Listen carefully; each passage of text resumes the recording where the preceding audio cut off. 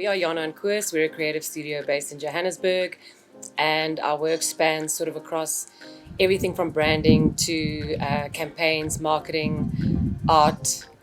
We've sort of done it all.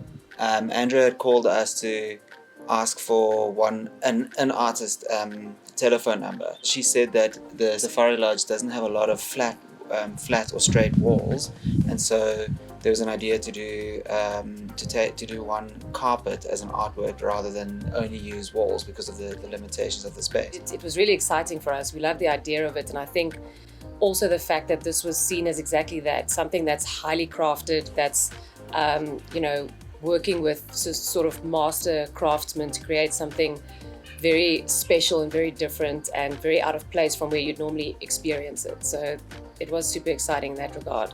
And then as well, it seemed like this lodge was trying to do something quite different in their original interior design language and be quite brave and bold in a lot of the things they were doing and make quite a statement and have quite an eclectic taste.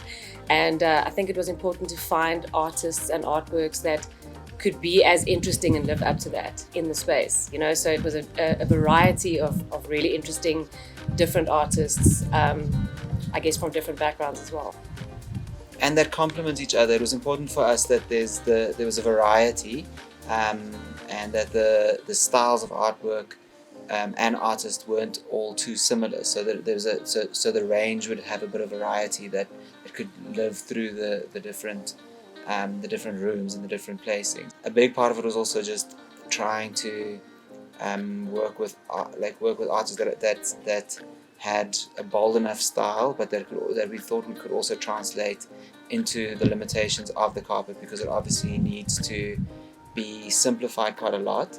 And for instance, in places where there's brush strokes, the brush strokes need to be considered into a two-dimensional, flattened, simplified version of that. It's absolutely mind-blowing how big these carpets are, but some of these really just are like absolutely astounding, and they're all so different, and they're all such a massive centerpiece to the areas that they're in. So I think for me that the most surprising thing was that some of these carpets have levels to them, which you don't expect, and which, seems very difficult to imagine how this was created. They really are artworks. They really are sort of, as HK always envisioned it from the beginning. These are artworks on the floor, rather than carpets. They really, really are. It's impossible to explain what they look like from a picture, actually.